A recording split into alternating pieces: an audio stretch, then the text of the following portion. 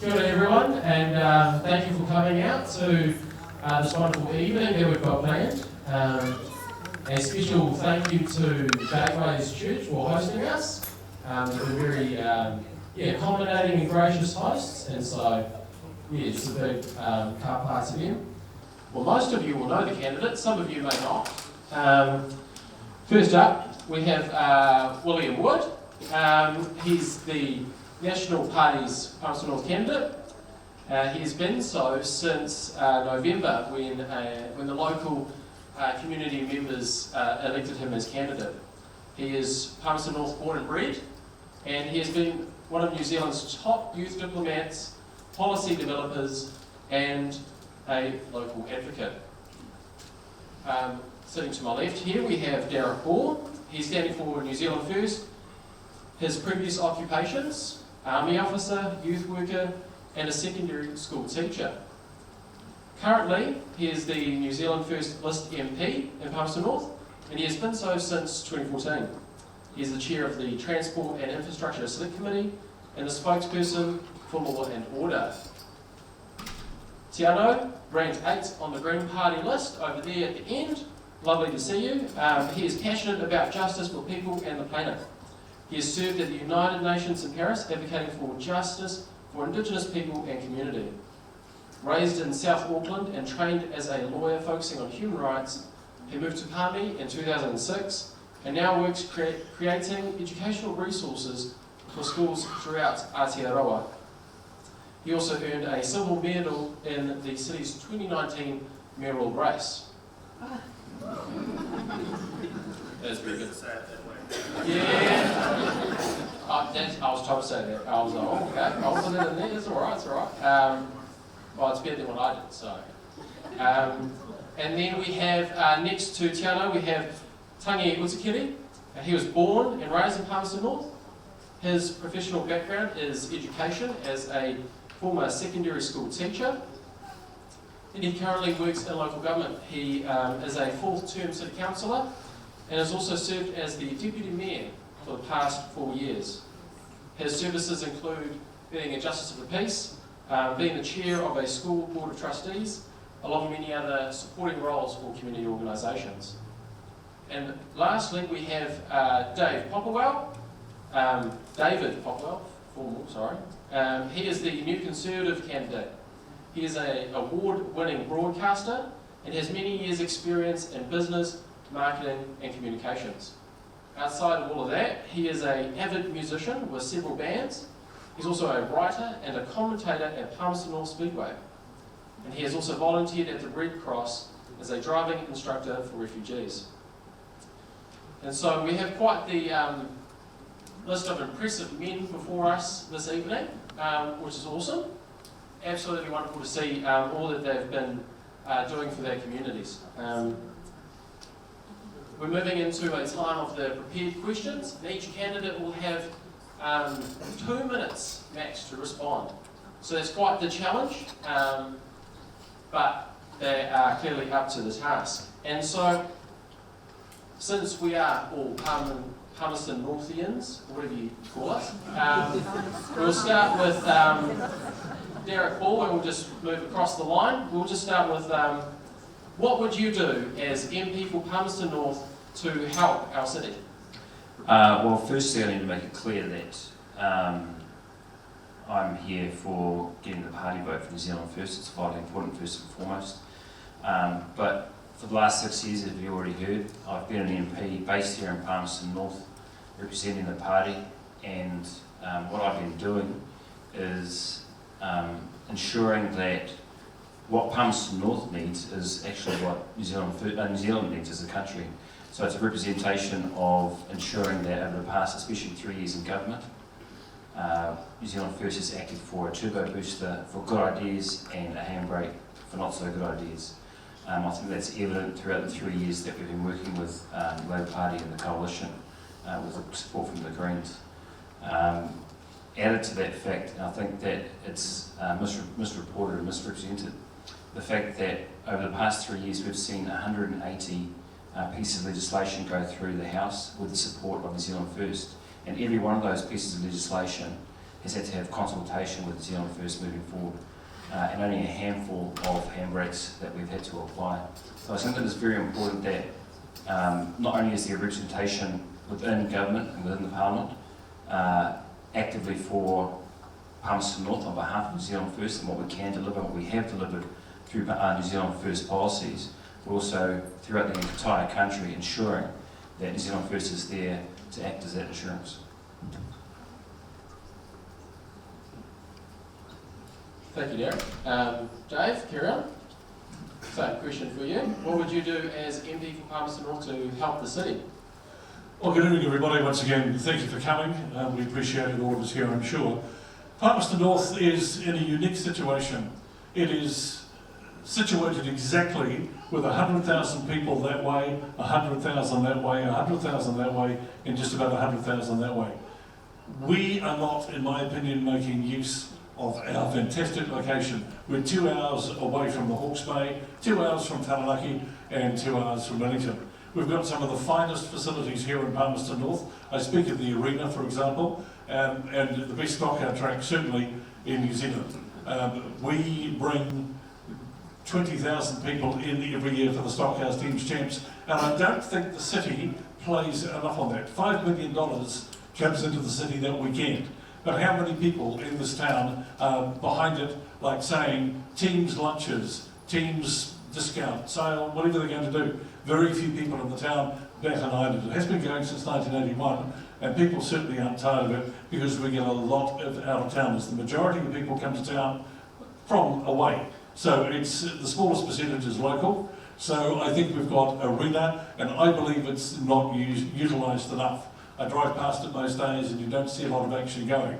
We've got the best facilities. We should be bringing shows, concerts, anything into town. We've got a huge catchment audience, and it's very, very important that that happens. I think as far as the council are concerned, they've got to work hand in glove with government. I think the MP for Palmerston North has got to take the council problems to Wellington and let them get sorted out in Wellington. The role is a very, very important one. Manawatu is a fantastic place to live. I lived here back in the 70s. I've been here for the last maybe 10 or 12 years now, and it really is somewhere special. So, the most important thing we can do is create jobs, we create income, we look at other opportunities. The toll rail depot is a fantastic thing here, but we've got to do so much more. Palmerston still has a long way to go before it's pumping on all 8 cylinders, to use a Stockhouse term.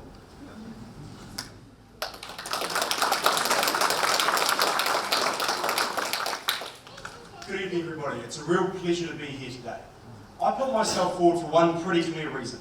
I will not complain about something if I'm not prepared to put myself forward and put my hand up and do something about it. Now, what do I want to do about the problems we're facing in Palmerston North? Well, it's pretty simple. I've knocked on thousands of doors and I've met with hundreds of business owners, and I do that for one reason. I don't know everything as a candidate, and you've got to talk to people in your community and talk to them about the issues that they're facing, the problems that they see. And what people tell me every single day is, William, number one, we need jobs. We are not as hard hit here in Palmerston North as some places like Auckland and Queenstown. But I went to an electrical company the other day, and I've had to lay off a quarter of their staff just last week because the Fonterra money that they would normally have coming through for their electrical work isn't there. So we need upskilling and reskilling opportunities in the city itself. We have an incredible wealth of opportunity here in our city. We have call centres that need more workers, we have rest homes that need more caregivers, and we have builders that need more apprentices and trainees. It is the government's role not to tell people what they should be doing, but to give them the opportunities and the support they need to get into the jobs that we know are out there. We need to be building more community housing and leveraging the opportunities we've got in this city by scrapping the RMA to get private housing built, by encouraging community housing providers who've got a track record of building homes here in this city, by providing them with support to get more housing built. And we need to be building the connecting infrastructure that our city needs to do these wonderful things that Dave talks about. Because in Palmerston North, we are a distribution centre. Our visitor economy is over $500 million here in Palmerston North. We are looking at building a brand new freight hub, but if you build a new freight hub and don't build a ring road around the city to make sure that those vehicles aren't just simply travelling straight back through, you haven't actually solved the problem. So I'm here because I believe in sensible solutions. I believe in practical, workable policies that are going to put people of Palmerston North first and stop us getting left off the map. That's why I was selected, and that's what I'll do as MP for Palmerston North.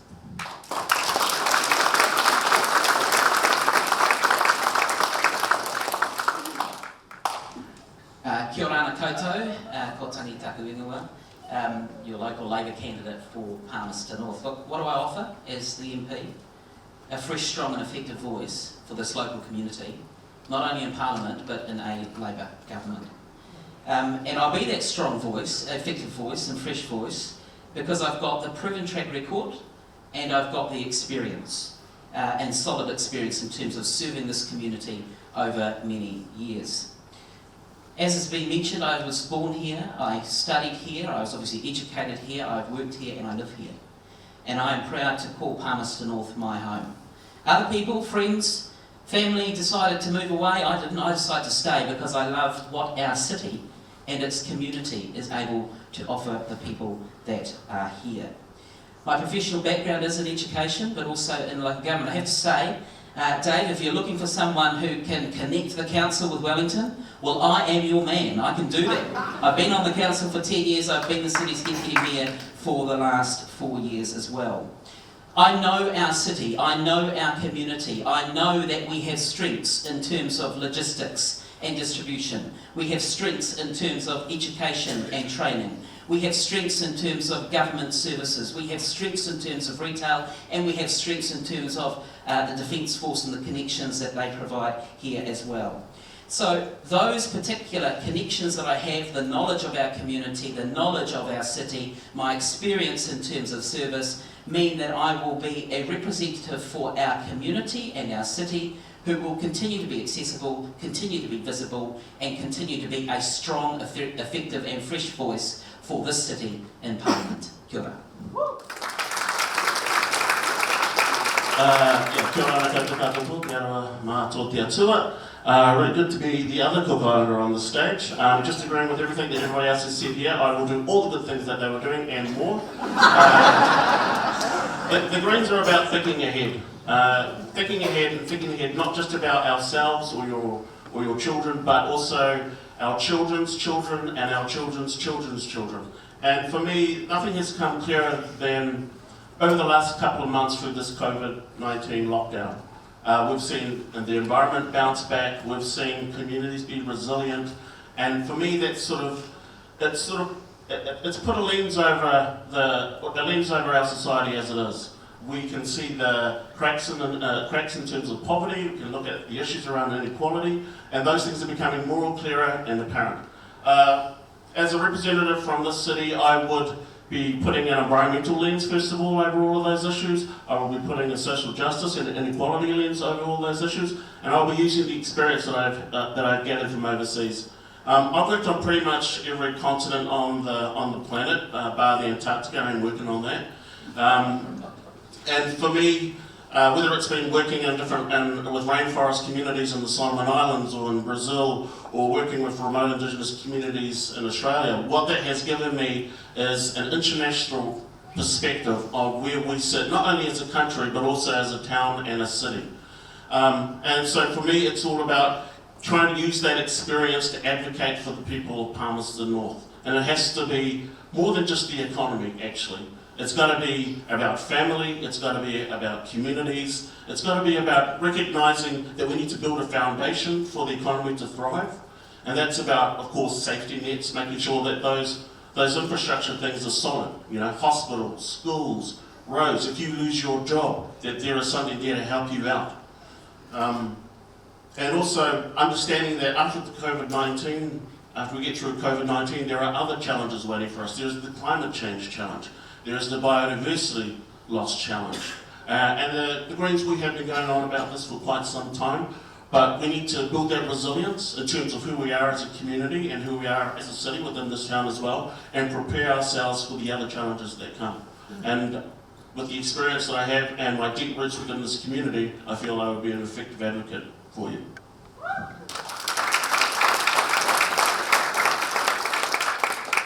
Thank you very much for that, gentlemen. As we're moving on, I've got my stopwatch out, just to make sure we don't spend too much time each on each question. And so, if you're very passionate and you know, you're getting in there and your time's getting on, I will make some sort of sound into the microphone just to alert you to your time. I should have practiced that before I came, sorry. Yeah, I'll try. Next election, I'll have the native bird sounds down pat. Brought it up there in what you said, Teanau, about COVID-19, and that's sort of going to be the subject of our next question. What is your party's assessment of how the COVID-19 crisis was handled and is currently being handled? That's a lot to fit in 2 minutes, but we'll start from the other end and move back this way just to jazz it up a bit. From the left wing to the right wing. Okay, cool. Yeah, exactly. Unintentional. Intentional. Left wings, right wings. Oh my gosh, nature. I think the leadership forum of showing within our terms of response to COVID-19 has been exemplary. You only have to look overseas to see how bad things are. You know, over in the States there are 4 million cases, 160,000 people have died. Victoria has got another spike in cases as well. Who knows what's happening in the UK as well? And other people are looking to this country for as an example of what should have been done. And so for me, it's all about listening to the evidence, and I think this government has done that, and particularly listen to folks like Dr. Ashley Bloomfield. The dude is just blowing up on Twitter, super mean guy. And I think that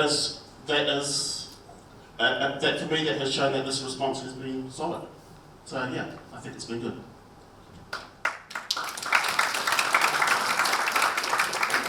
Just to add, I have to agree with Teanau. I think that you're welcome, we're doing well as a team of 5 million, quite frankly.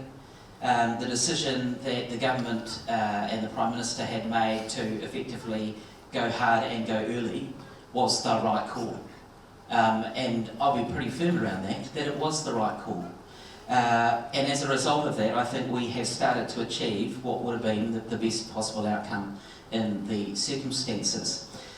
There's a plan, and the plan is effectively to combat the virus, and we all have a part to play, and the Labour Party certainly is keen to ensure that that leadership opportunity is what continues moving forward. Teanau's right, that the results that we're seeing elsewhere around the globe for this global pandemic speak for themselves. I think anyone just needs to look offshore to see actually what the potential consequences would be if the government made a different decision around that.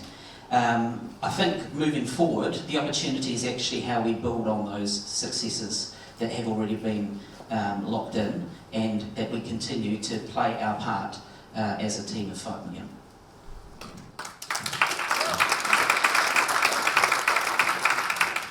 I didn't put myself forward to play politics. I didn't put myself forward to be negatives for negative's sake.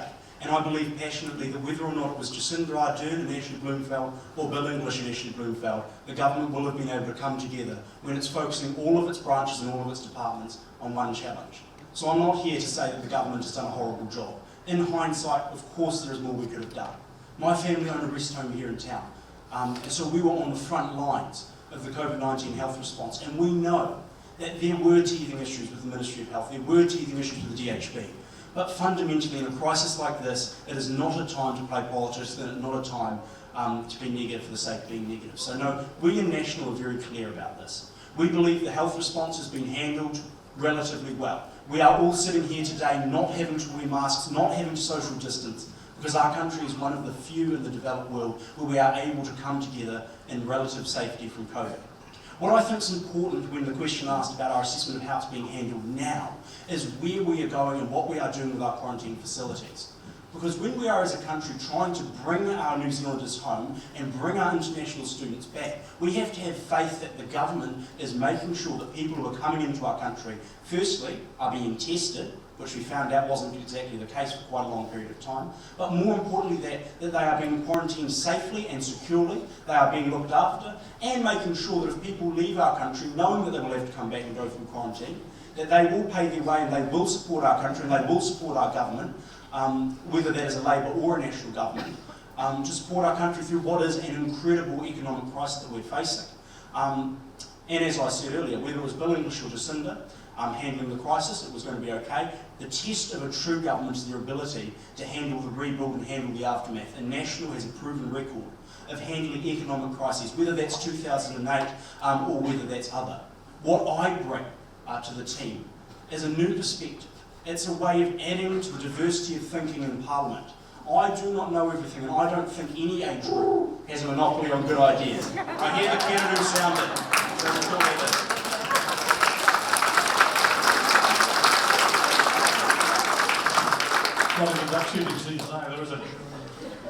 I think the health department did a very good job of managing it. I really honestly thought the election season had started really, really early. To have national television coverage, prime time, every day at 1 o'clock was a little bit over the top.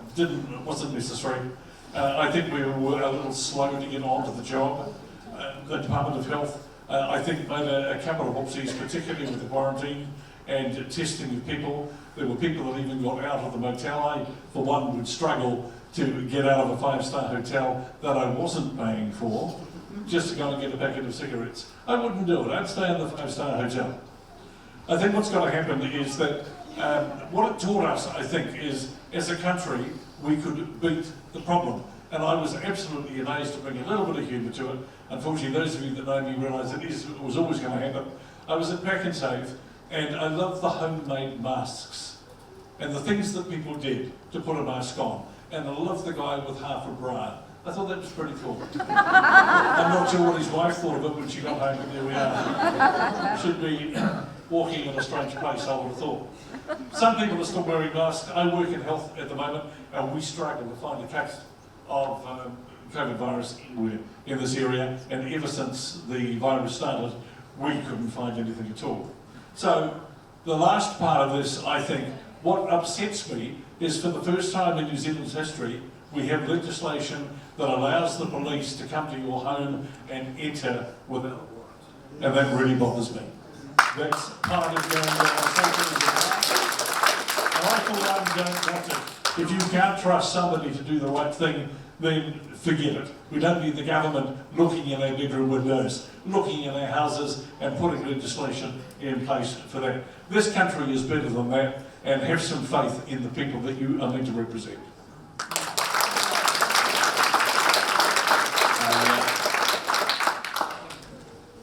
I think that it's of vital importance to clear up the point that David just made.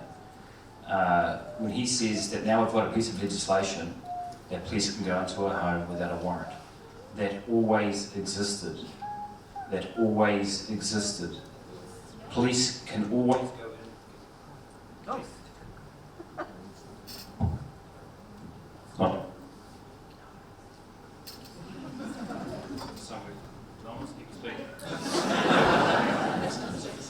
Is that better? Yeah. Police can always go into a house without a warrant if they suspect that there's a crime being committed. There is nothing new about that, folks, and stop listening to fake news about hearing that stuff. Well, he can shake his head, but it's true, it's the truth. And you know, I mean, plain example, if you've got, the reason why this occurred and the reason why this legislation was essential. Now imagine if a situation occurred where you had 100 people in a room during the COVID-4 lockdown, when everyone needed to be isolated, and the police at 3 o'clock in the morning needed to go in there and break it up. What was the expectation that's going to happen? But they need to go and wait a couple of hours for the judge to wake up and go and get a warrant for that to go in there and break up the party. This is all about a health emergency. This is not about law and order, folks. This is about a health emergency and ensuring that everyone in our community is safe. And we need to understand the fact that we as a team of 5 million have pulled together. I mean, I agree with every person that has said here that we've done an outstanding job, because we have. But it's not just because of the leadership at the top in Wellington. It's because everyone pulled together. I think everyone underestimates that fact. There's something going through the courts at the moment about whether the initial legislation was lawful or not. I, for one, don't care. I think that we did the right thing. We pulled together. We did what we need to do as a country to stop us being like America or like those countries in Europe. We did the right thing. The government did the right thing. This is a 1 in 100 year event. There's no way that we could have prepared for it. And the government did the right thing. We went hard, we went early, and this is why we can, like has been said, sit in a room like this without any masks on. I think that everyone underestimates the importance of that, the importance of the difficulty with the unprecedented nature of what we tackled, and we tackled well.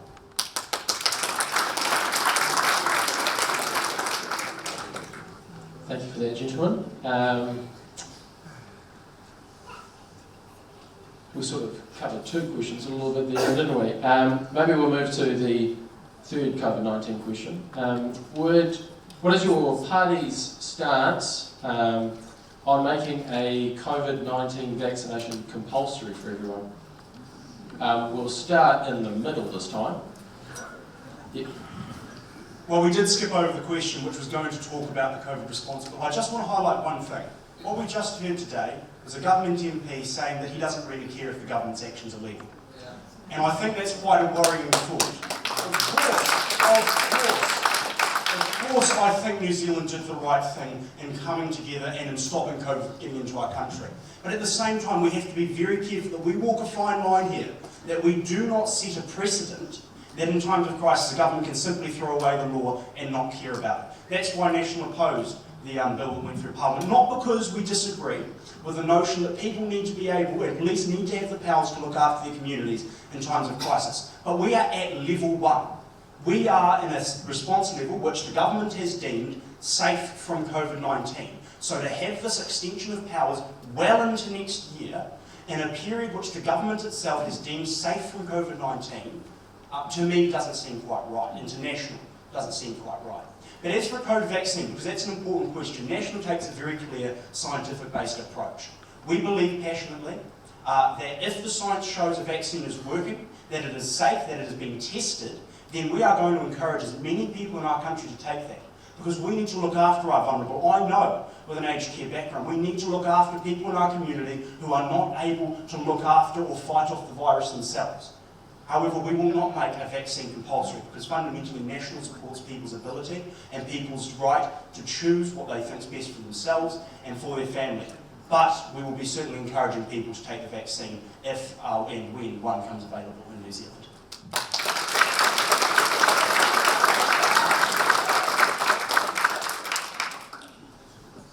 Thank you for that, William. We'll move Tangi and Tuiono and then Darroch and Dave to finish. Okay. Well, before I answer that question, I'll just go back to the other one because I disagree with William in the sense that actually we all respect the rule of law, but it's really important actually that we understand that these are extraordinary circumstances, regardless of whether we're at level 1, 2, 3 or 4. All right? These are extraordinary circumstances. And I can tell you that one of the roles that I do as a volunteer in terms of as a JP presiding over arrest courts, and as we progress from level 4, 3, 2 and 1, there were people in our community who had gone against the Medical Officer of Health's direction and were out and about. So the provisions within the legislation were actually to allow a form of compliance in rather extraordinary times. In terms of the vaccination, no, we would not make it compulsory. And the reason for that is, as a matter of principle, the Labour Party is not into compulsory treatment. What I would say is there are massive considerations around medical professionals' Hippocratic oaths as well, in terms of the dichotomy of forcefully administering some form of vaccine alongside a professional ethics opportunity as well. Actually, what we would hope as a party is that if a vaccine became available, then becoming a member of the 5 million, the right thing to do would be to get it. But in terms of forcibly doing that, we're not heading down that path. Yeah, we're in the same camp as well. The Green Party supports vaccination and education and getting people to know about the benefits of vaccinations, but not making them mandatory. The way to increase vaccination rates is to remove barriers to vaccinations, such as making them free, affordable, easy to access, and delivered by trusted medical professionals that are trusted in communities. It's pleasing to hear that all of the parties sitting up here actually don't and will not make the vaccination compulsory.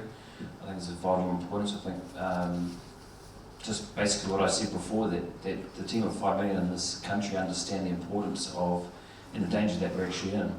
And I think that the common sense thing to do would be to take the vaccine, but that's a personal choice. We've all got personal choices now, and the vaccine take-up rate, for example, for measles is about 98-99%. And I think that if we get to that point with any vaccine for COVID, then we'll be in safe territory. I think it's important to understand that because we are doing so well as a country with no COVID, we'll probably be one of the last countries to actually get a vaccine and use of a vaccine, which brings into the conversation about our borders and bringing people into our borders, opening up to countries. And I think that we need to take a stance that anyone that's coming into New Zealand, once there is a vaccine, needs to be vaccinated before they enter. It's as simple as that. I think also, touching on what Tangi said, ensuring that we incentivise and target our most vulnerable people first and ensure that they have it available before anyone else.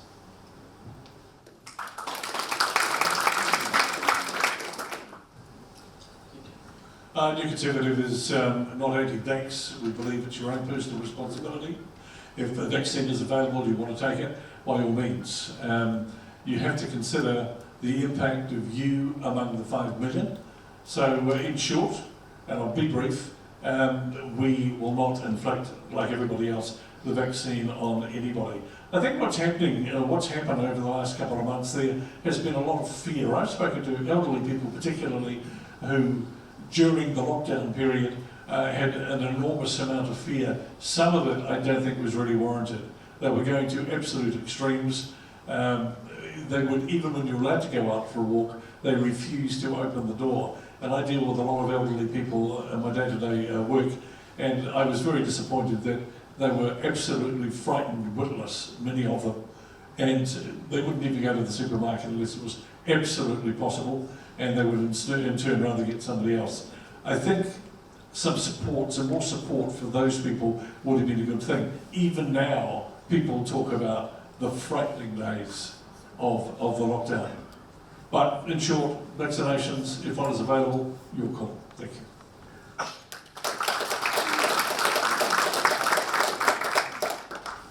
Awesome, thank you.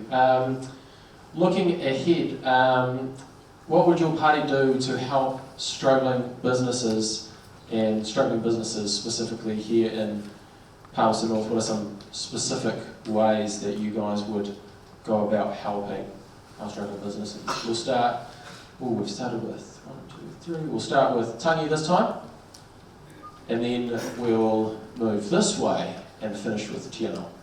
Sure.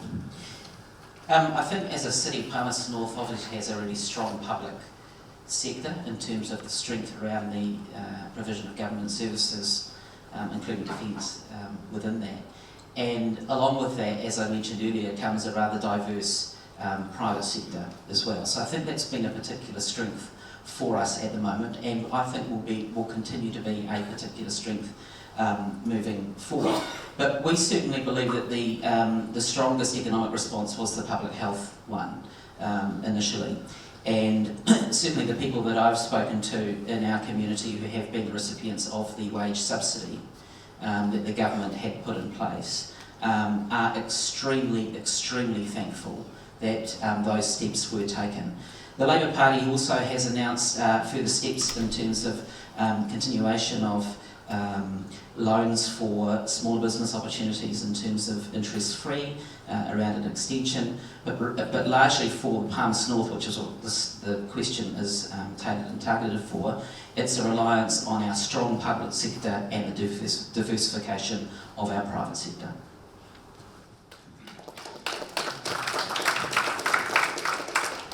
Tangi and I share a difference of opinion on this. Tangi's view is, continue doing what we've done, rely on the public sector. And that's all well and good. 23% of wages in this city are guaranteed by the public sector, either through the military, through IRD, through education, through the university, etc. However, the public sector response is only one aspect of how we rebuild our city and how we rebuild our country's economy. In Palmerston North specifically, I was talking to a coach company the other day. We've had to lay off half of their staff. We're talking about 20 or so people who are no longer in work in our city itself. So that's not a small problem that we can just public invest the way out of it. I do not know what your strengths are, what your passions are, what your ability is. National's put forward a very clear policy of business start. If you know what you want to do, you know what your skills are, you know that you've had a construction background or a healthcare background, etc., we're going to give you, firstly, the financial advice you need to make a sensible business plan to move yourself forward. Then we're going to let you access $20,000 of your KiwiSaver money, because this is the rainy day that we're sitting in right now, people, as both parties have agreed. And we're going to go forward from there and give you a minimum of $10,000 worth of government, tax or regulation relief. So what we're saying is pretty simple. We, yes, of course, need to be investing in our public sector, and projects coming up like the rail hub, like the New Gorge development, and like the ring road, which we will build in Palmerston North if we're elected, will help with that. But we cannot simply rely on government to create jobs. We have to incentivise people to leverage their initiative, to leverage their ability, leverage their passion to do what's best for them. I was talking to a young bloke yesterday who got fired from his construction job, laid off because of COVID. And he said, well, right, William, I wasn't sure what to do. I'm 21 years old, and I've got a background in construction. I'm going to set up my own company. And he did, and he's doing well. But there's all sorts of people in Palmerston North who've got the opportunity, if we just give them the head start they need, give them the support they need to get ahead. So in Palmerston North, yes, we need to leverage the public sector, but more than that, we need to bolster the private sector to grow our economy and to grow our jobs, to pay off the immense debt that we are going to create by just focusing on the public sector. So it has to be a mix. We can't just pull one lever, we've got to pull both. And that's what we'll do with the National Party, and that's what I'll do as your MP.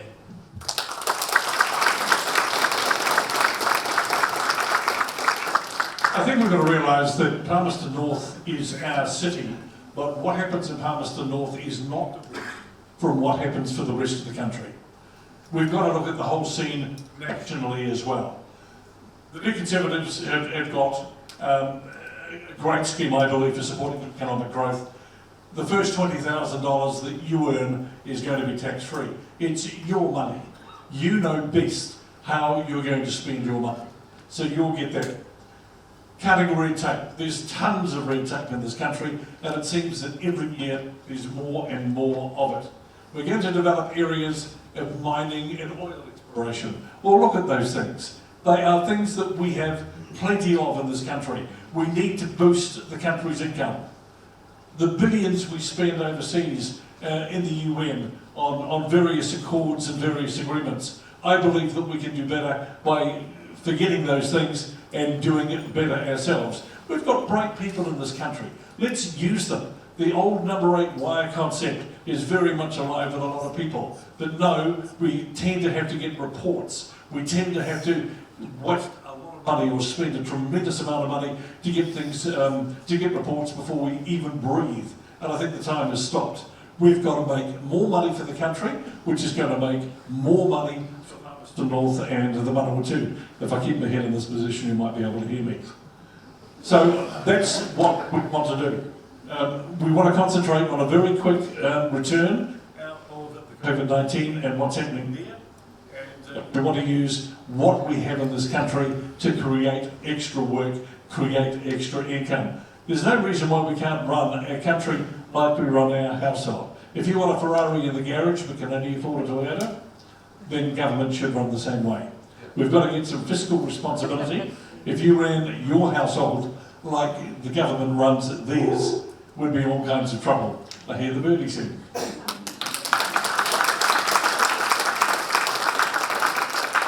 Just a quick things. David said $20,000 tax free. That's called working for families. It already exists. And I think that people need to understand what we just heard from Mr. Wood as well. And it's a very dangerous thing, and it typifies what National Party does in situations like this. He said that this is the rainy day. The super is not a rainy day fund. And what the National Party does in times of crisis like this is they start dipping into it. Just like they did when they were last in government. And let me remind you also that Paul Goldsmith, the spokesperson for finance for the National Party, has said that he's going to stop, that National Party is going to stop putting money into the super fund. That super fund is your retirement nest egg. It cannot and should not be touched. And New Zealand First is very strong on that, and I think it's very, very important people understand what pathway Mr. Wood and the National Party want to go down. The second thing that he said was that they wanted to give $20,000 to start your own business. What he didn't say was that 85% of all new businesses fail. So $20,000 out of your retirement nest egg is going towards one of the highest risk environments that occurred. Since 2010 to 2017, 43% of all businesses fail. We're getting into some dangerous territory here when we've got a National Party who want to take money out of super and start throwing it around. Very dangerous territory. The other thing he said was that you shouldn't leave it for the government to create jobs and invest in the private sector. Well, what we've been doing is wage subsidy extension to the private sector, consultancy support to this private sector, commercial property law changes for the private sector, small business cash flow loans to the private sector, Tax Administration Act changes, business finance guarantee schemes, R&D tax incentive, it's all to the private sector. I think he's slightly confused when he starts talking about the fact that the government's creating business. That's not what we're doing here, that's not what we have been doing. Not only that, folks, but what we have been doing is been reported not 2 days ago that Kiwi small businesses are recovering faster from COVID-19 than those in Australia and the UK. We are doing a good job, we need to continue doing it.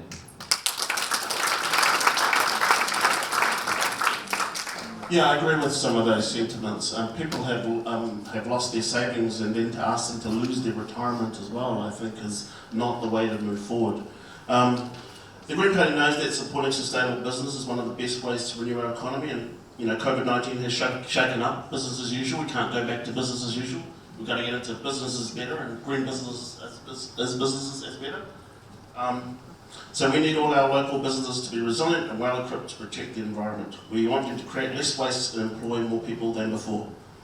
So we've got a few suggestions. We will, if the numbers go our way, revitalise Buy Kiwi Made and increase country of origin labelling so it's easy to support local business.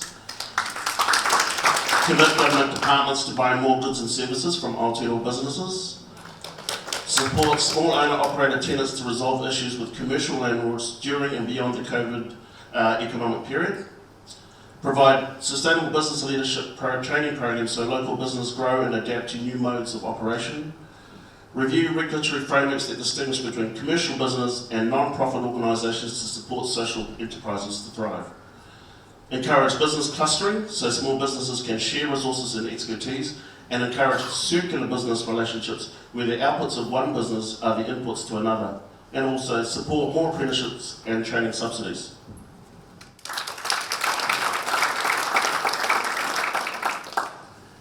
Awesome, thank you, gentlemen.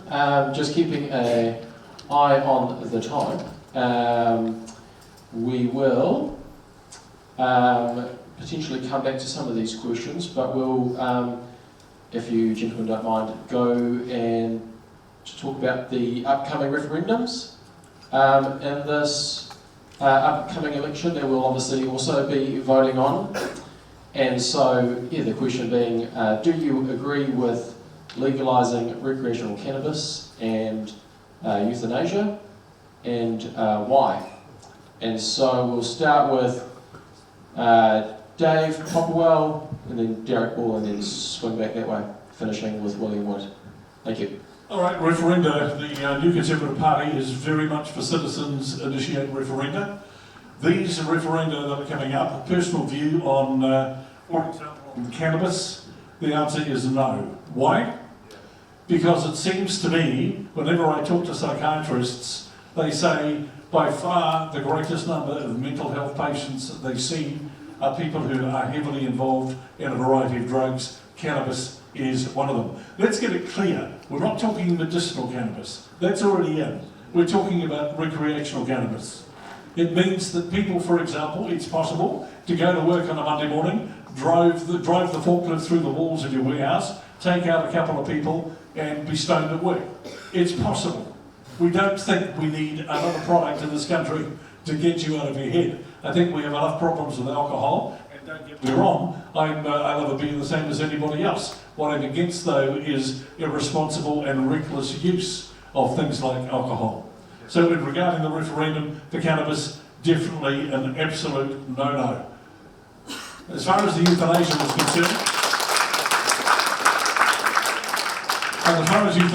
concerned, it was summed up pretty well to me in the marketplace today, the Albert Street Market. I spoke to a lovely Dutch lady who's been in New Zealand for a year. They have very similar legislation in Holland. She said, I saw people being taken out of buildings on stretchers, crying, to be put in trucks, to be taken away, to be euthanized.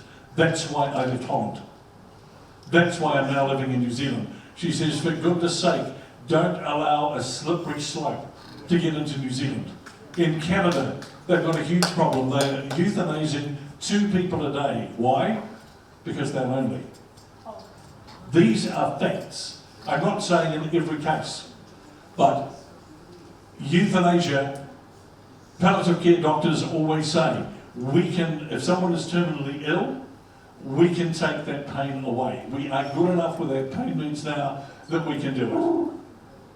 I would rather they have hope and a future to look forward to for as long as they can.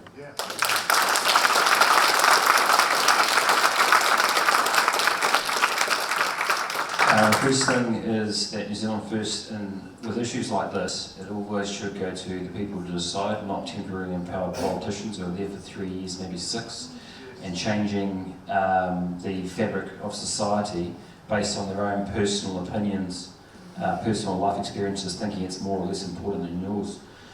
So to that effect, we've actually got a policy that there shouldn't be any conscience votes in the House for social issues such as this.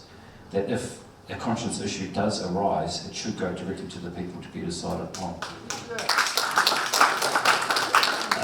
Asking me personally which way I would vote for both of them, I'm going to vote no for legalising recreational cannabis. I think David said it well with what he said, but I think that most importantly, when you talk to people who are pro it, there's no net positive to it.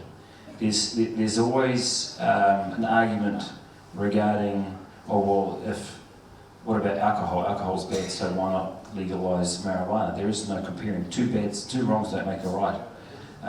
If you look at the obvious addiction and mental health issues, why are we wanting to introduce something that has potential even to do that?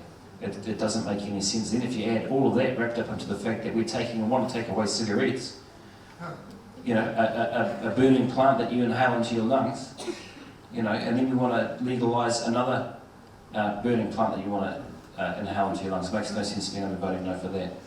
And on top of all that, there's just so many unknowns to it. Why would we want to introduce something when we don't know the facts? With euthanasia, for me personally, it's no. I would vote against that. And I did vote against it when I was in the House. When it comes to anything, and this is my personal opinion, when it comes to anything in regards to life, then the sanctity of life is utmost for me. And anything in any of those regards, I vote against, and so I'm voting against euthanasia.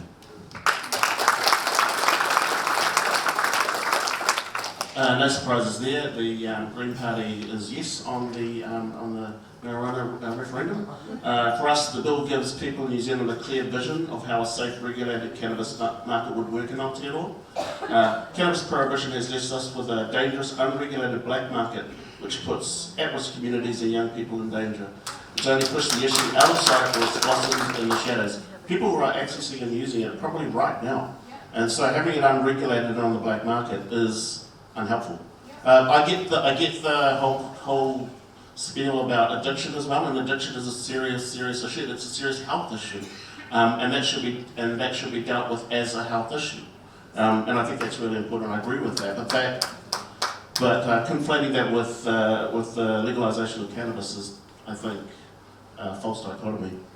The bill is the framework for game-changing regulation. It includes controls over who can purchase cannabis, requirements for education of users, standards to hold licence to sell cannabis, and the establishment of regulatory authority to monitor sale and supply.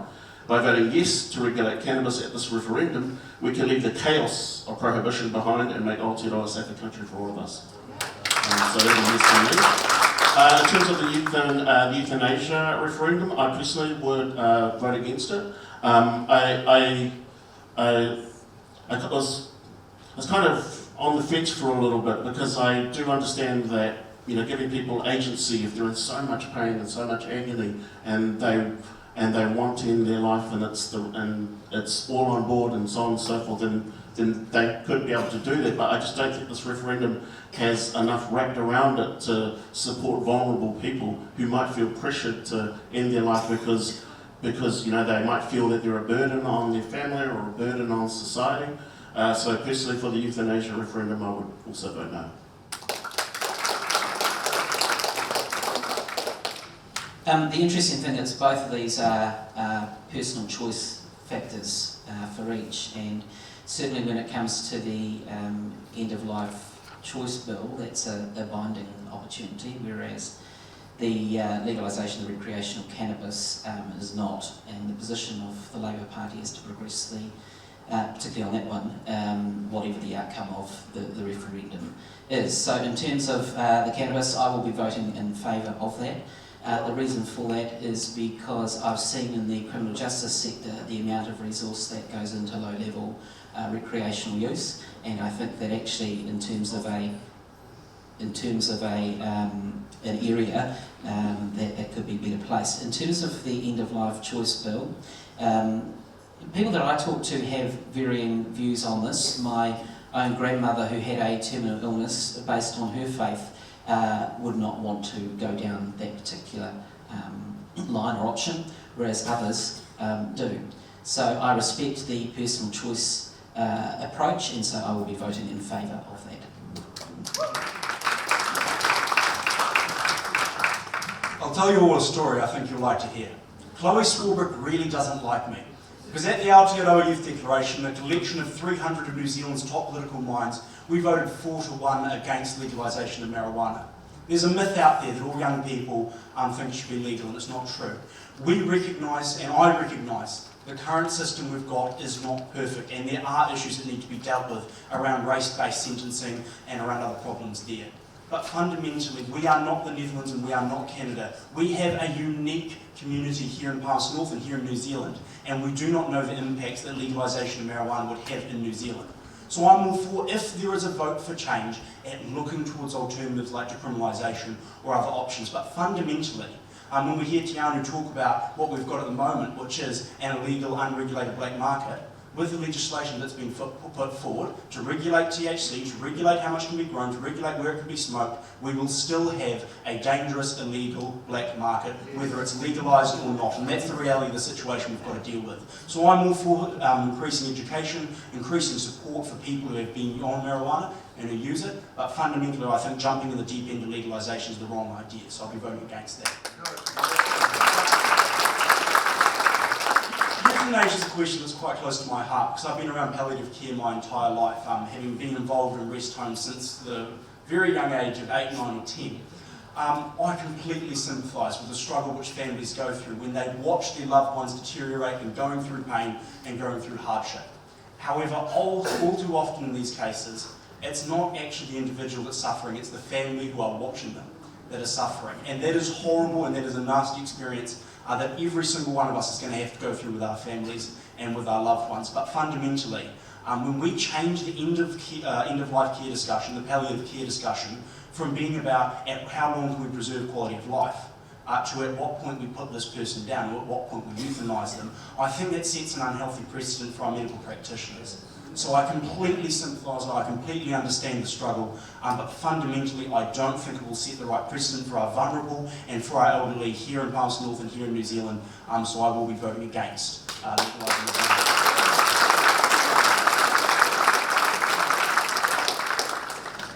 Awesome, thank you, gentlemen.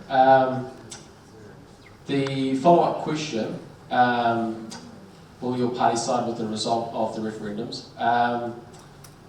Maybe you could also preface that with any response that you have from the previous round we just had, and then, because as Tangi said, the cannabis one is non-binding, is that correct? From the right way around, yes. So maybe your first minute be a response to what's been said, and then the second minute, will your party side with the result of the non-binding referendum? And we'll just go the same order that we started. Dave, Darroch, back around to Willie. Yep. I think the idea of the meeting tonight really is to find out what each of us think. You will have your points of view. We have time for questions later on. I think as far as the referendums are concerned, one of the problems we've had in this country, there's been so many things that we should have referendum on that we never did. The abortion legislation is one of them in particular, where something like 90% of people who wanted to be heard were not heard. And that is terribly, terribly wrong. Without getting into it big time, and that's my motorbike topic, we've just got to do a lot better. I think New Zealand is worth fighting for. The reason that I'm putting my hand up for New Conservatives is that that particular topic was the thing that lit my wick. We've got to, if you've got a problem, stand up, stand for Parliament. Do it. If you're not successful, at least you stood up. But as far as referenda are concerned, we are big on citizens-initiated referenda. We believe some things are far more important than asking politicians to make a choice. We don't want 120 politicians in Wellington making some choices that we cannot live with. After all, the politicians are the employees. You people are the bosses. We've got to turn the triangle over, and people have got to be asked for their views. The politicians have got to say, what do you want? Which way do you want us to go? And we chose abortion. I'm sorry? We chose abortion. We chose the right to choose. Well, that's not what the legislation says. I know, I can understand your particular view, but the problem is that we have a situation, we have the worst abortion legislation in the world, and that is said by many, many countries. The questions that we're coming up with, and it's important that we have the legislation. And a couple of points, just before I sit down again, a couple of points. Under the legislation, if you want a boy and you're having a girl, grounds for abortion. If you have a minor cleft palate that is very easily surgically fixed, it's grounds again. It's very, very poorly written. And everybody on the stage, with perhaps one exception, is a member of a party, or want to be a member of a party, that voted for it. I stand no, because I believe in the sanctity of life. I would rather it goes back.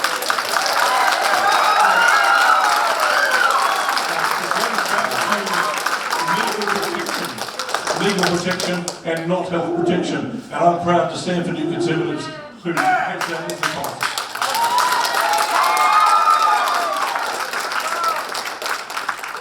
I love to see the passion. Appreciate it. That was, a lot of my bird calls and my times didn't get through there.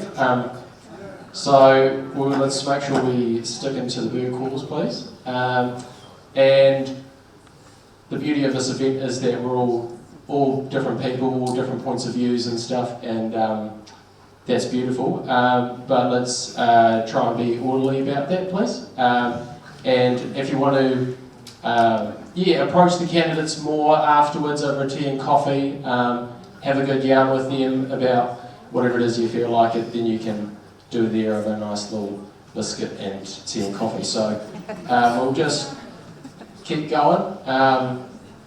Darroch Ball.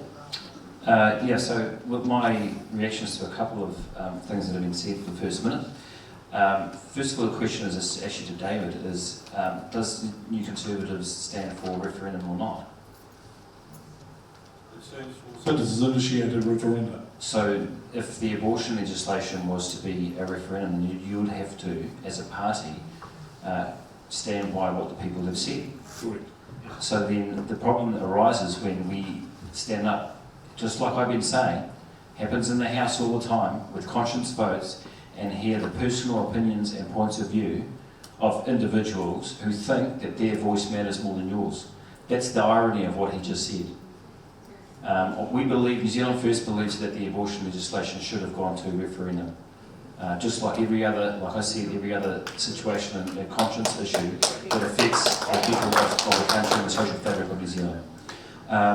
One thing that Tangi said was that police resources, important back to the cannabis referendum, that police resources are heavily into people who are being used in regards to people enforcement of people who use cannabis is absolutely not true. Right now, under legislation, the police have the discretion and are actively encouraged under the law to use their discretion with people with small amounts of marijuana or personal use of marijuana. There is no police resources or especially the courts. It doesn't even get to the courts. So that cannot be used, people need to understand that cannot be used as an argument against legalising of marijuana. I actually agree with what Mr. Wood said in regards to the fact that the mere fact that we've got legislation regulating marijuana to different levels of THC and CBD means that we're always going to have a black market. That is not an argument against or for legalising marijuana. And one question I wanted to ask, because I heard it, I don't know if anyone else heard it, but Mr. Wood said race-based sentencing. Now, it'll be interesting when he gets the mic if he wants to explain what race-based sentencing is. I've never heard of it. That's perfectly on time. I was just about to do my bird call. Missed out. You want the referendum one, the abortion one, or you want just the referendum one? Well, yeah, we'll try and keep focused on the legalising recreational cannabis and also legalising euthanasia. Yeah. Just a minute response to what else was said, and then will your party side with the non-binding referenda result on the cannabis? Probably just a comment on referendum in general. I'm not a big fan of having all of these referendums coming willy-nilly out of Wellington. That's what the taxpayers pay politicians to make decisions. Referendums are really expensive. So I disagree with having a referendum on every single thing. I mean, what's the point of having politicians go down there? We should have them, but not on every single issue. You know, we are you know, strong advocates for the legalisation of cannabis as well. So regardless of whether that's binding or not, we will still push ahead with that. In terms of the euthanasia one, you know, who knows? We'll see what happens in that space. And just to follow up, I mean, I've made it clear that these are personal choices, and the position of the Labour Party, obviously, the end-of-life choice bill is a binding referendum. The cannabis one is not, but the Labour Party is quite clear that the result of that it would support. So if a majority of citizens vote in favour of that, that's what legislatively the party would look to progress. If alternatively a majority of citizens voted against it, then likewise the party would not wish to progress that. So, but I accept that these, you know, in this room, obviously there'll be different views, and everyone will have the opportunity to exercise their views on both those matters on the 19th of September.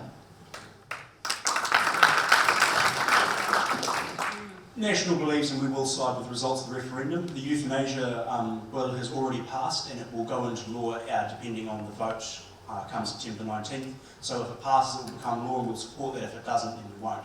As for marijuana, we will look towards progressing legislation to legalising it if there is a majority vote in favour, and if there's a majority vote against. We won't progress that legislation. Same view as the Labour Party on that one. Darroch asked me to explain what subjective sentencing is, so I'm happy to explain that.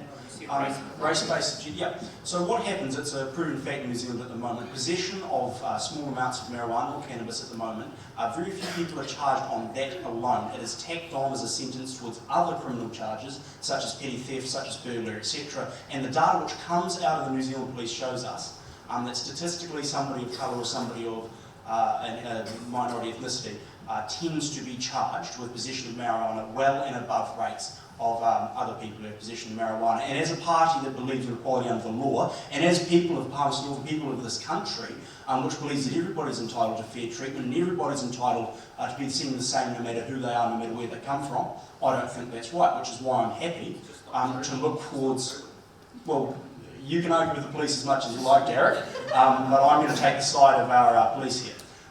So I'm happy to look towards alternatives, but I'm not just going to jump in the deep end of legalisation, but we will support whatever the majority of the New Zealand public want in that regard.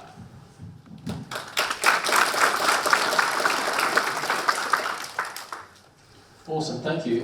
We've reached the time of the night where we're going to have a look at the audience questions that have been submitted through to me. I wouldn't be surprised if they crossed over with some of the other prepared questions. The sheet of questions is...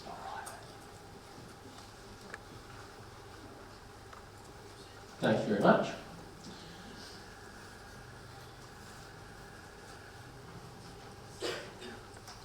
Let me have a good read of it.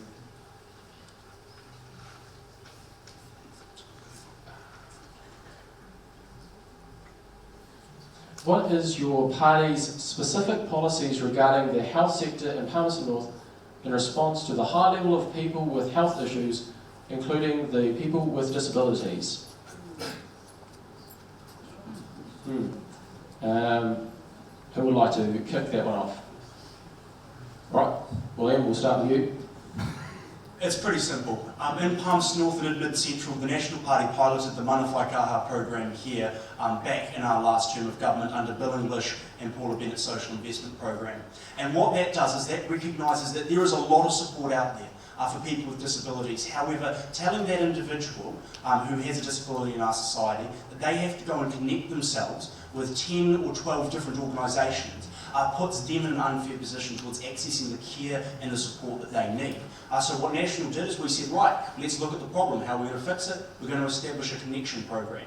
So rather than having a person with a disability have to go to multiple different agencies to get the support they need, they go to a single connector, and that person will connect them to support that they need, whether that is transportation support, whether that's food support, housing support, etc. We'll connect you to that program. Now that program needs expansion and it needs more work to be done. It should be across our entire country, not just here in Mid-Central. But fundamentally in Palmerston North, health is a massive issue for so many people. And often we don't think about health until we have a healthcare problem ourselves. And part of the issue that that brings us to is an ambulance at the bottom of the cliff approach, where we go, we'll wait until it's too late, we'll wait until I've got a health issue before we look at dealing with it. And National, and I'm personally very passionate about making sure that all of our policy is geared towards supporting people before they get to a point of no return or before they get to a crisis point. So programs like Mana Whai Kaha are incredibly important, and we would continue under our social investment approach to invest in vulnerable people in our society and make sure that everybody's getting a fair shot in life. Because as a city, I want to see Palmerston North as a place where you're welcome whether you've got a disability or not, no matter who you are, no matter where you come from. And we've got to be providing the policy and the legislation to enable people who, through no fault of their own, etc., have a disability to succeed in New Zealand. So no, we support programs like Mana Whai Kaha and others.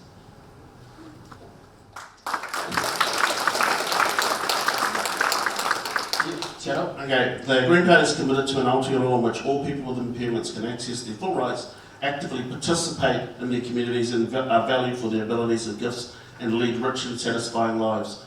So if we can make up the numbers of things that we will be advocating for, we will uphold the UN Convention on the Rights of Persons with Disabilities in all policy areas, reform ACC into an agency of comprehensive care, bringing all health and disability-related income support into a single system to end income support discrimination based on a cause of disability, ensure publicly funded buses and trains are accessible, reform the building code so new houses and buildings are accessible by design unless specifically exempted, uphold the right of all children to a quality and inclusive education at their local public school, support people with disabilities to advocate for themselves and fund advocacy services, enable employers and employees to make adaptations and obtain equipment and support people with impairments, extend the financial support available to disabled political candidates running for Parliament to include local government candidates, ensure people with disabilities are protected from abuse while ensuring appropriate pathways for disclosure, training to help identify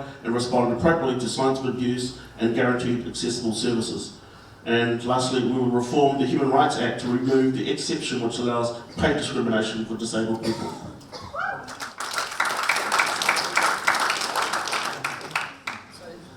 In terms of accessibility in the health sector is one, but actually we're focused on the general well-being as well. So it's not just about healthcare, but access in terms of accessibility to education and other opportunities as well. And for us, it's around continuing to explore and build on the strength and partnership that we have with community organisations, and through programs such as Whānau and the like, in terms of primary healthcare opportunities as well. The Labour Party is supportive, obviously, of ongoing financial packages in terms of mental health opportunities, and recent announcements around the rollout of counselling services within that primary sector to ensure that actually intervention at the earliest opportunity in terms of the education sector is probably a good start. So very supportive of those. You know, a situation where every one of us in this room has one thing in common, and that's health, whether it's good or bad health.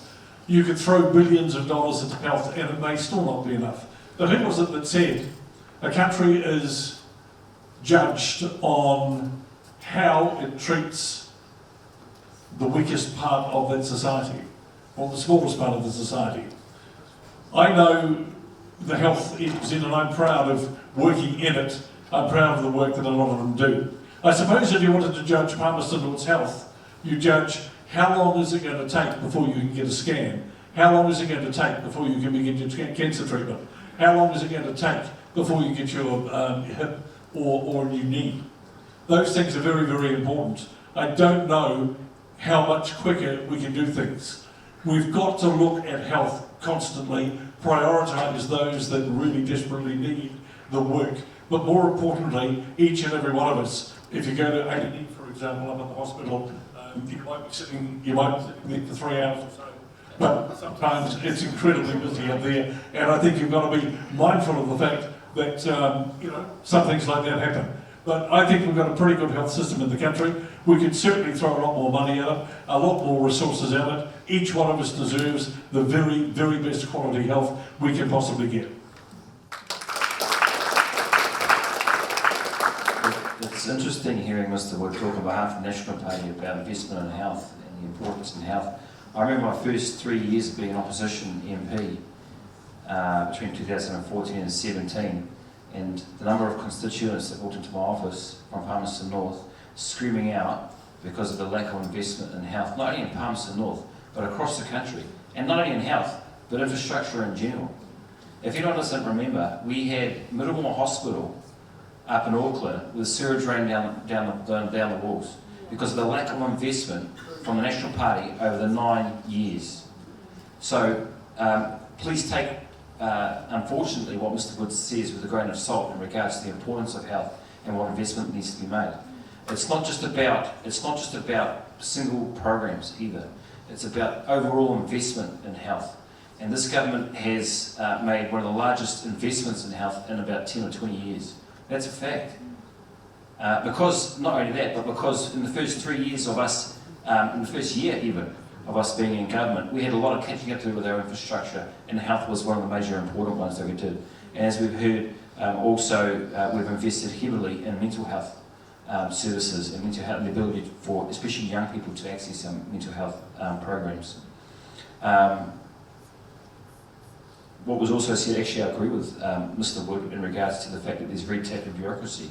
one of the positions for New Zealand First is to ensure that we get rid of the DHBs or minimise the number as much as possible. I think that it's bloated, it's over bureaucratic and it's top heavy, and there needs to be more direct access for our young people especially, but all of our vulnerable people in the health system. Thanks. Really appreciate your responses to that question. I work in that sector, working to support people with disabilities, and I was having a coffee with one of them who's quite bright, and he caught wind of this Meet the Candidates thing I was organising, and then I asked him, I was like, what is the one question that you would put on the piece of paper to ask the candidates? And then he said, what would you do with people what would you do for people that have disabilities? And so I think it's one that's easy to skim over sometimes, but very important. So thank you for those considerations. The next audience question. The education sector was hit hard during COVID lockdown. What is your solution to this? And I think there's also probably some other issues that were around before the COVID even. How would you approach the education sector and helping it from this point onwards? Who would like to start that one? Should we? Yep, we'll go with Tangi again. Yep. Yeah. It is very broad. Look, what COVID really did for the sector was it challenged our schools from early childhood right through to secondary in terms of the compulsory sector and tertiary as well. And what it demonstrated is actually the resilience of learners in this country, but also the resilience and capacity of educators in this country, because they were forced effectively to deliver things in a different way, in a different mode, and by different means, in terms of by digital means. And so I actually think that that's an advantage and a benefit that we can all see as some silver lining around that as well. One of the things that has been a bonus is the $200 million additionally available in terms of infrastructure for schools, thousands of schools up and down the country. And in terms of my local school that I'm involved in, that has meant that we've been able to actually deal with some projects in terms of the property realm that otherwise we would not have been able to deliver. Things like movements around our bilingual unit, things like classroom space in terms of additional stuff for our migrant and refugee learners as well, and some other things. There are a total of 6 projects. And the things that I'm hearing from educators in this city is that they are grateful that actually out of this there is an opportunity to do something better, and something positive has come out of that. So it's thinking laterally, it's thinking of opportunities like that, and making sure that actually we can make this whole experience for educators and for our client learners something a little bit more positive.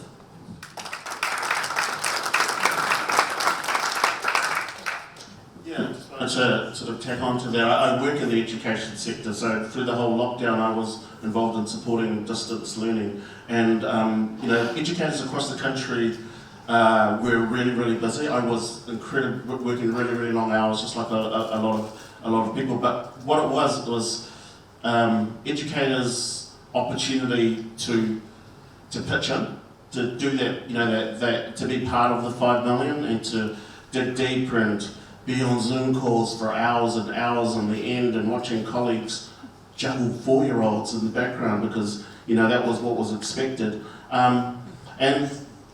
And the support around the education sector was really quick and coming. We're dealing with a really volatile situation, and school communities and educators pulled together really, really well. In terms of what we will do, I've got a list of things in terms of where we would see education priorities should be moving towards. So we would, empower schools as community hubs, providing health services, internet access, culture services, and early childhood education and adult education, encouraging clustering of early childhood education centres with nearby primary schools to support the transition to school, ensure all public schools are resourced to provide special education and learning support as needed, roll out Te Reo Māori as a core curriculum subject through to Year 10, increase funding for kura kaupapa Māori, kohanga reo and mainstream te reo immersion in bilingual classrooms, including funding for professional support for Māori medium teachers and teacher scholarships. improve child-to-teacher ratios, embed ecological sustainability and civics education in the curriculum, support schools and early childhood services to have policies, resources and programs to create an inclusive culture free of bullying, racism and violence, increase early childhood funding and prioritise pay equity for early childhood education teachers, which is really big in my family. I've got a couple of in-laws that run early childhood centres that work at Aotearoa and stuff like that. And increase funding for outdoor environmental education to get kids into nature and employ displaced tourism workers.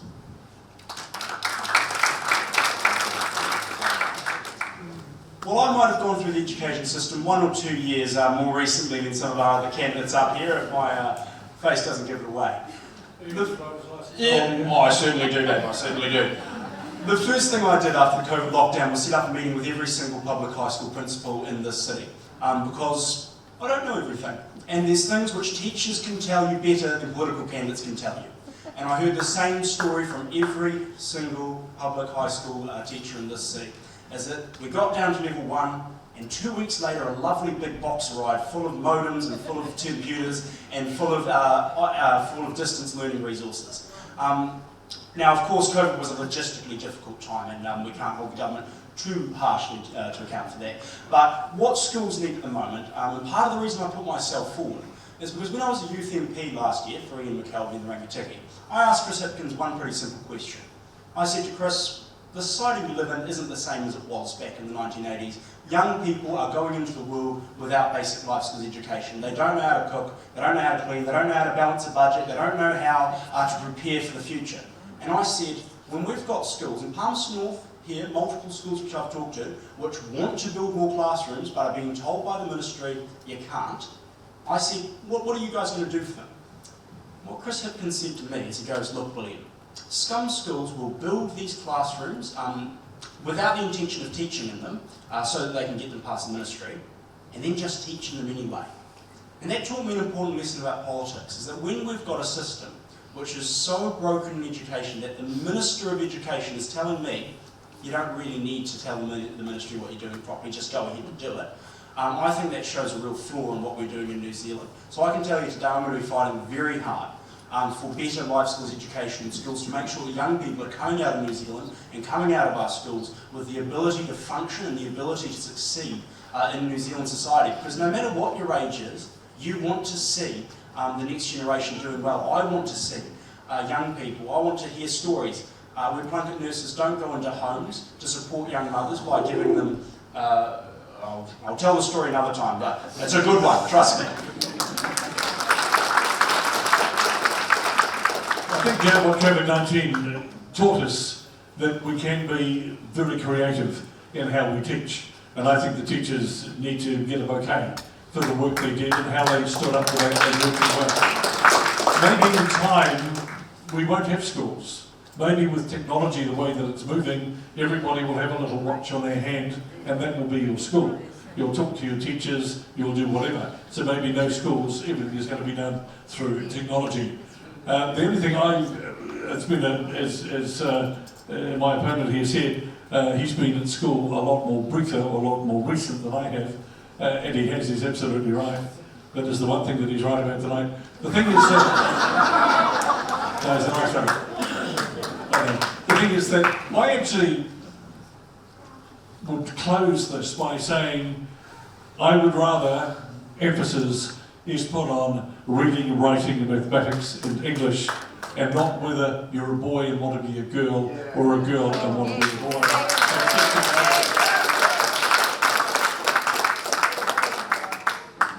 Yeah, I just want to reiterate something that Tangi said, which was this government's prioritisation actually of the education infrastructure and what we've done already. I think that COVID created a challenge for us, and not only that, but almost hit a switch of a reset in regards to our education.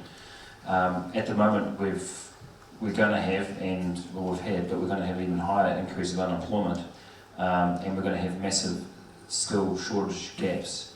And what we've done as a government is we've focused priority on jobs, and one of those priorities is in the trade and apprenticeships. And I think that the more focus we've got on prioritising and ensuring that there's a pathway out there for young people, especially, to get into the trade training pathways, to get into those jobs that we desperately need through building through our infrastructure and investment. I think that's a good thing. Also, actually the older people as well who are needing to retrain from the jobs that they've lost. I think it's one thing that's gone under the radar, but the government is absolutely focused on ensuring that those retraining skilled programs are there to transition from their long careers into new careers as well.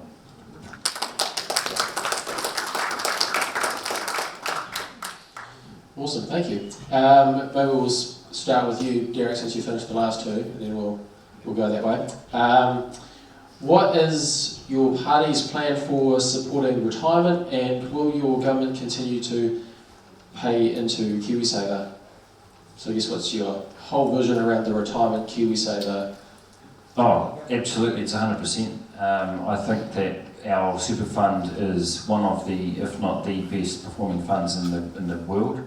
I just recently saw the fact that I think we lost about 5.9 billion off it during the COVID issue, but we've bounced back and we've got back to up 7.4 billion. I think that it's a fundamental issue that of importance that not only do we not start dipping into it like it's a rainy day fund, but also ensure that people who deserve to retire at 65 remains at 65 and doesn't get changed. I know that there's some people on the stage that do want to change it and do want to start dipping into it in a rainy day fund, and it's all got to do with current crises and their modus operandi about when things start going wrong, they start dipping into the rainy day fund, as they call it. I think it's one of those funds and issues that we have set up, we were lucky enough to set up as a country, and that we need to look after it. There was a time back when there was a John Key-led government who decided not to put money and payments into the super fund, and it cost us upwards of $50 billion for this country. It's an important issue, and I think that we need to take it seriously and ensure that we don't touch the super fund and we don't touch that retirement age. The Conservatives, very briefly, I was a late attachee to KiwiSaver, but I'm very pleased that I got into it, even though it was a little bit later. I think it's a great savings opportunity, and you're right, we did have a bit of a hit over the COVID-19. Superannuation is not a benefit, and I get sick and tired of people that keep talking about superannuation as being a benefit. It is superannuation that has been saved and paid for by people over the age of 65 throughout their life. It's a means whereby they can have maybe a little bit extra in their life that over and above their savings if they're lucky enough to have that. And it's very, very important, I think, when you reach 65 that you have a little bit else, a little bit extra. If you want to go to a nice restaurant, have a nice dinner, you want to do something, you want to upgrade the car, you've certainly deserved it. You've been a hard worker for this country, you've developed this country, and I appreciate the people that have done that. As far as increasing the age limit, we believe it must increase, but it's going to take quite some time to do that. In fact, if it's 65 now, when does it go to 66? Probably several years' time. So it's not going to be a shock for anybody else. It has to gradually go up just a little bit, because we have, unfortunately, in this country, we have a lot of elderly people, because healthcare is a lot better than it used to be. We're still around, and less people to pay for it. But I think as far as the party's concerned, yes, but very, very, very gradually. No way do we want to look at a shock jump that is going to deny people that are on the age of 65 the right to have a good retirement and an adequate superannuation as well. We have a problem in New Zealand that most societies haven't faced in a long, long time, and that is a significantly ageing population. Whether we like it or not, your generation, a lot of the people here today, are having less kids than your parents and your parents before them. So that's led us to a point where we are having more people at the top of the age pyramid than the bottom, like we're used to. So given that reality and given that uncomfortable fact, National has said over the next 20 years we're going to look at raising the retirement age to 66 or 67. Instead of people going on retirement 65 and passing away by 70 or by 72, people are living to 75, 80 plus on a regular basis nowadays. So our society has changed. But I'm not a young person who hates old people. I spent the vast majority of my life around aged care facilities looking after our elderly and looking after our vulnerable, and we need to make sure that that support's there for people when they get to their retirement. Now there's something I'd like to address because I think it's really interesting to hear or to be lectured by NZ First about effective and about sensible spending when they've just given Shane Jones a $50 billion growth fund that he's taking around like Santa Claus. I heard a story, sorry, not 50, apologies, a significant progressive growth fund. I just heard a story down in Wairarapa of a company, of an aerodrome company that applied for $3 million. They wanted $3 million to upgrade their park. The government said, take $10 million, no questions asked, and spend it.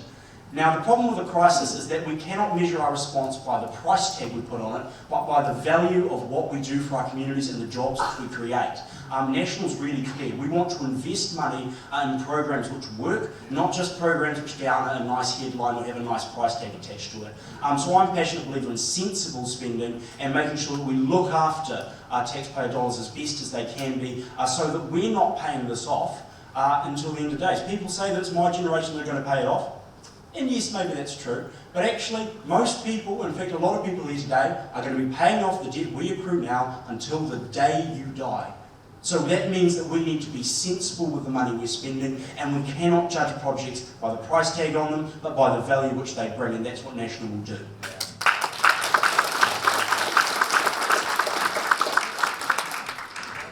The reality is that people work hard and they pay their taxes, and when they get to a certain age they expect to be able to have some super. They don't expect actually for that money to suddenly be whittled away for some other reason at some other stage. And so that's obviously really, really important. I think that Darroch is right, that, you know, this country is extremely lucky that actually we can count on that. When we think back about KiwiSaver, you touched on that in your question, why do we have KiwiSaver? Well, we have it because of Michael Cullen, who had the foresight to essentially introduce that. So I think it's pretty clear as to where my party stands in terms of what the future possibilities are for KiwiSaver. As far as we're concerned, it's here to stay. Yeah, just supporting what the others have said in terms of supporting super and the KiwiSaver. I don't really see the use of it as a rainy day fund as well. Our elders, our kaumātua, they're our taonga in our community, and it's important to recognise the role that kaumātua and our elders play in our community, and they're an integral part of it, and we need to be mindful and respectful of their contributions that they have made. Yeah.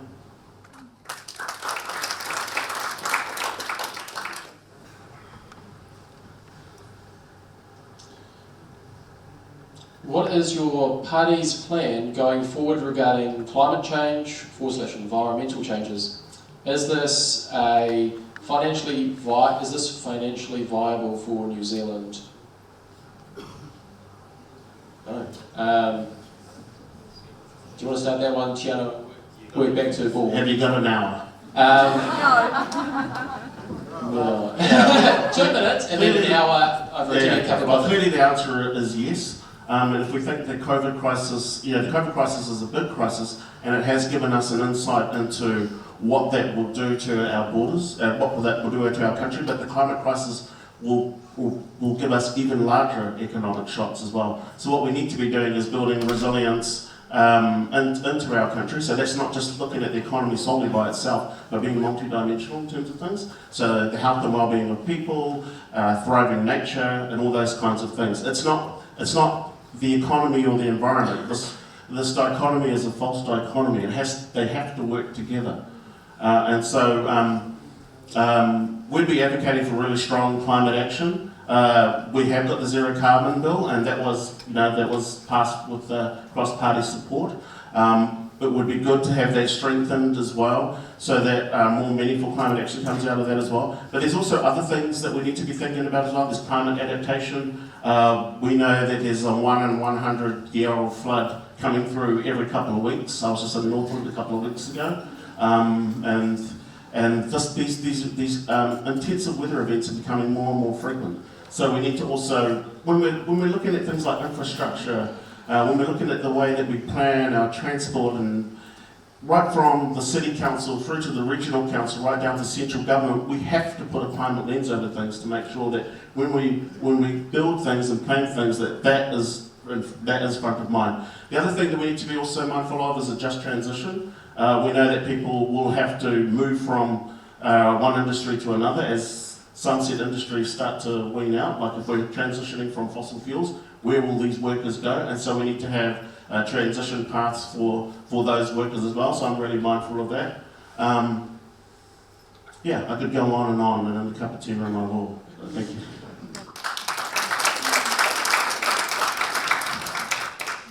So I think if we look at what's been happening over recent times, there is a real movement in terms of young people wanting some action on climate change and what that means.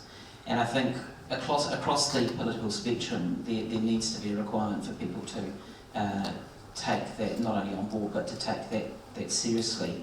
One of the 5 points that our party is going out to the election around an economic package and plan for the future is around preparing for our future. And for us, that actually means work in the climate change space, but also in terms of locally here, working with Horizons around our riparian planting and the like, moving or transitioning away in terms of a lower carbon footprint so that there's a lesser reliance on fossil fuels and the like. So obviously, in the past, my party has worked in partnership with the Greens, and it's obviously an issue that is important for us all.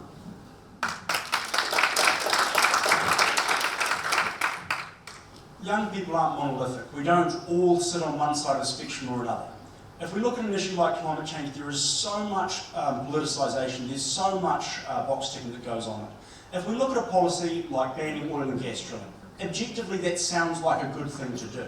The problem is, the issue that comes with it, is that what we've seen under this government is coal imports in New Zealand have increased by 112%, because as we've decreased our power generation through gas, we've increased our power generation through coal. So we've got to look when we're putting forward policies like this, that we're not looking at what gets a good headline, but we're looking at what actually works. And that's the difference National has to Labour and the Greens on this issue. There's things like genetically engineered grass that can be used for farmers that can be rolled out, that have been scientifically proven, tested, shown they're safe. The Greens oppose it because it's GE. National says if it works, it works. If it's affordable, it's affordable. And if we can support it, why don't we? If we look at agriculture, we are planting thousands of trees on workable, farmable land in this country. We are destroying rural communities in New Zealand. National has a right tree for the right place policy. There's some land that probably could do with being turned into native trees. But good quality farming land being turned into pines doesn't do anybody any good. And that's the difference we have in policy like this. New Zealand produces, we are the most carbon efficient producers of food in the world. We produce enough food for approximately 30 million people. Now the Greens and Labour want to cut that in half. National said if we get into government, we're going to add to the zero carbon bill that it is not done in a way which impacts food production. We say we cut that in half. We produce food for 15 million people. If we're the most efficient producers in the world, 30 million people still need to eat. That means the global carbon footprint is going to increase if we stop producing it here in New Zealand. So I take a very research-based, science-based approach that if we can do it, if it's practical, if it's affordable, and if it works for New Zealand and works for our country and our environment, then let's do it. But if it's nonsensical, if it's just being done to get a headline, then let's not. So I'm all about practical solutions, not about nice headlines. Let's just get it done.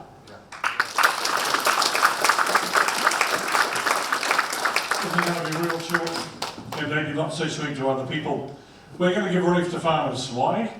We're going to get rid of the emission trading scheme and the zero carbon bill. We're not spending billions of dollars going out of this country. This country can look after its own environmental problems. We've got the people here to do it. We've got the farmers who, in my opinion, are the ones that I've met, and I was one, who are very, very proud of their land. They're doing as much as they possibly can to make sure the land is in very, very good nick and economically viable. Why? Well, when they come to retire, that is their nest egg. We also want to look at developing, drilling and mining in an environmental safe way. We are sitting on more oil around this country than we know what to do with.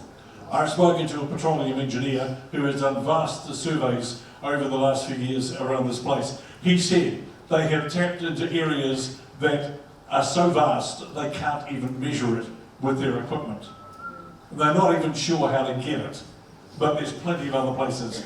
If you've got these products available, we want to be self-sufficient. Our party's policy is to be self-sufficient in oil because we are going to need it at some time, for some time in the future. The electric side is absolutely fine if you've got vehicles that are going to do what we want it to do. But the short list is, why should we send billions of dollars overseas with the carbon emissions when we can do the job better ourselves? I can feel the burn from my leg, but that's our party's policy.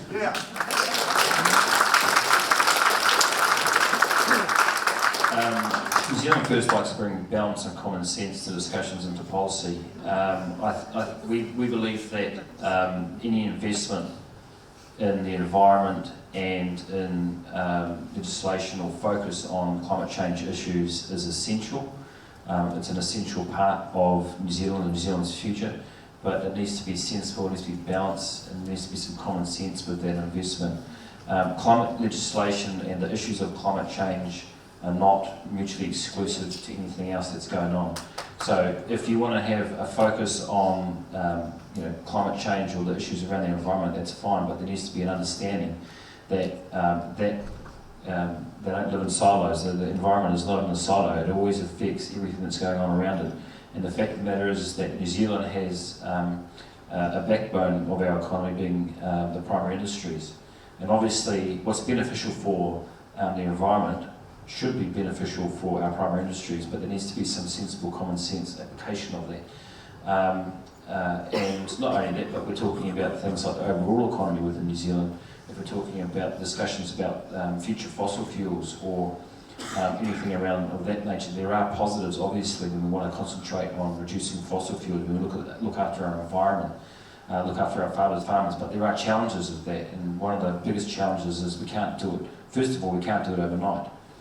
Secondly, we've got to look after our economy within the world.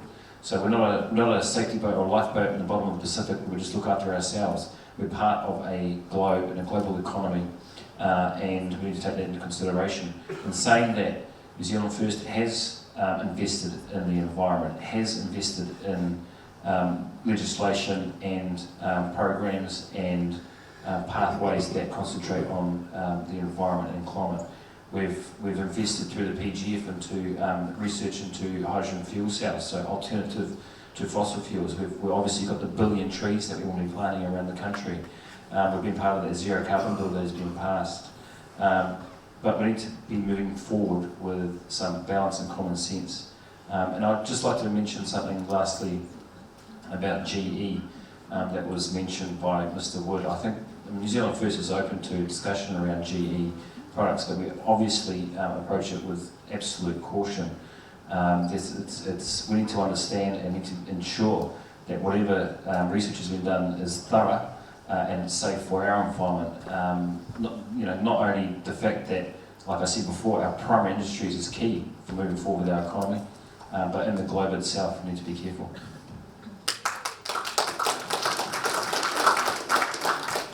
Awesome, thank you. Time is ticking on, so we'll have one final round and then we'll move out that way for tea, coffee and more debate, which will be fun. And so just a free 2-minute time slot. Why should I vote for you? Why should I put my trust in you as my MP? That's just a question I made up. But final minute, 2 minutes, just really sell it yourself. That sounded weird. We'll start with Darroch and then we'll finish with Teanau. Like I said, I'm not here for the personal vote. You don't, if you want to vote for me, please go ahead. But you can take your choice. But what we need in New Zealand, more now than ever, is New Zealand First in the next government.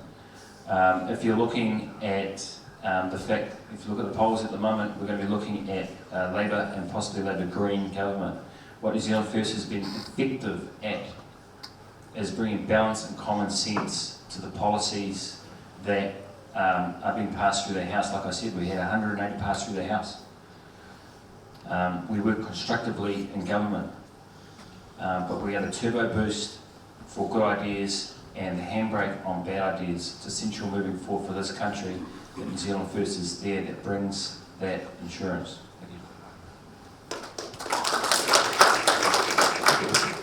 As far as voting for me, as far as Palmerston North is concerned, I go back to some experience, a lot of experience in business development, in marketing, communication, living in this particular city, knowing the city and loving it, and that's a different thing. When you really do love your city, you know you can do a lot for it, and it's an absolute privilege to be able to be put into a position to do that. I believe New Conservative has got some great policies. If you haven't looked at them on the website, please do so. We are very, very strong in families. We want families to be healthy, strong, well educated, and have an absolute target and hope for the future. Our policies really lay this all down, whether it be in the environmental areas, whether it be in the health areas, whether it be in the justice areas. We believe in a society that is strong in justice and looks after its people, particularly from the health point of view. Great policies. The reason I stood for this party was when I looked through the policies, I kept saying, yes, I agree. Yes, that makes sense. I like that. Yes, what a good idea. Gee, I never thought of that. We have some great policies, so all I ask you to do is look at the policies on the website.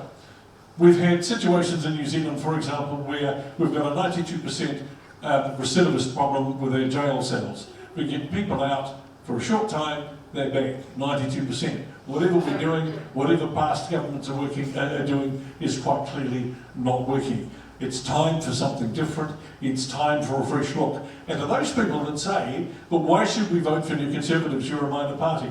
The trick is you don't vote for to get people out. You vote to get people in. If you've always voted and expect the same way and expect to change, you're crazy. Was it Einstein that said, if you always do the same thing all the time and expect to change, it's not going to work? Time to try new policies. We know most of the old policies don't work. It's proven. This time, just think very, very carefully about your vote. Look at the policies. If you love them, great. Support us. We appreciate them.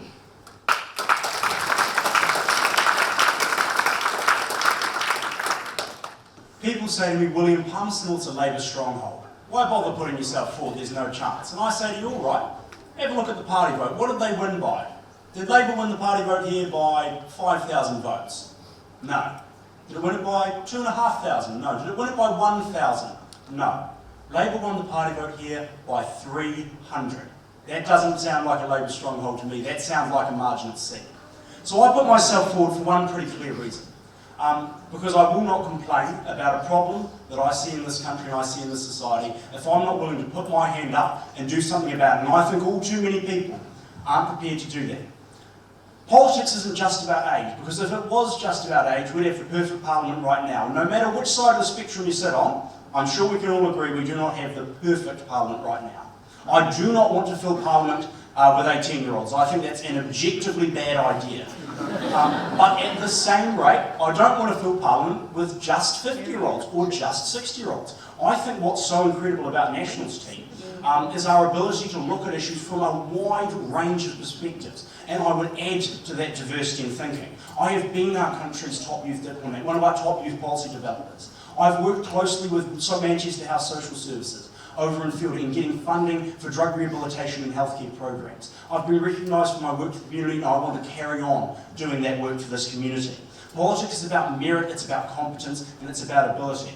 And I'm going to continue working hard every single day up until this election to show people and to provide them with a strong alternative and a voice for change. I was not selected by an executive committee. I was not selected by a group who thought it would tick a nice box to have a young person. I had to fight to get where I am today, against a previous candidate, against a sitting MP, and against a local business person. And I got selected by 60 members of your community, business people, councillors, local representatives. I got selected for one reason, is we need change, and we need somebody with a lot of energy, with new ability, with new ideas. And I'll tell you this, I agree with David, if we do the same thing over and over again and expect different results, that's madness. That's why I put myself forward, because National has not won Palmerston North for so many years, and I'm going to bring the energy, I'm going to bring the passion, and I'm going to bring the accountability to this role that we need. We have been left off the map for too long in this city, and as your MP, if I have the honour of being elected in September, I'm going to recognise and support you where I can, and if I can't support you, connect you to the people who can. So vote for change, vote something different, and vote for somebody who's got your best interests at heart. Thank you for listening tonight.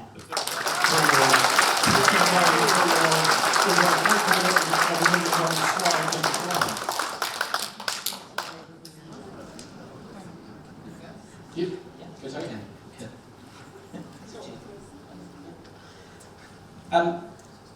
The Labour Party has leadership, but it also has a plan. And the plan is around respond, recover, rebuild. And we're going out in this election with a 5-point plan in terms of economic recovery. And I'm happy to talk with you about that over a cup of tea shortly. But essentially the first is around investing in our people, around education and training. Secondly, around jobs, jobs, jobs. And we've announced an infrastructure program to deliver on that. Third, as I mentioned before, is around preparing for our future and what that will hold. Fourth one is around supporting small businesses, innovation, our entrepreneurs, and finally ensuring that we are positioned globally in the best possible place. I offer this city, I offer this community my experience, my proven track record, and a fresh, strong and effective voice in government and in Parliament. If you vote Tangi Utikere as your local Member of Parliament, that is what you will get. Kia ora koutou. Kia ora. So the Greens have been an effective and constructive partner working with Labour.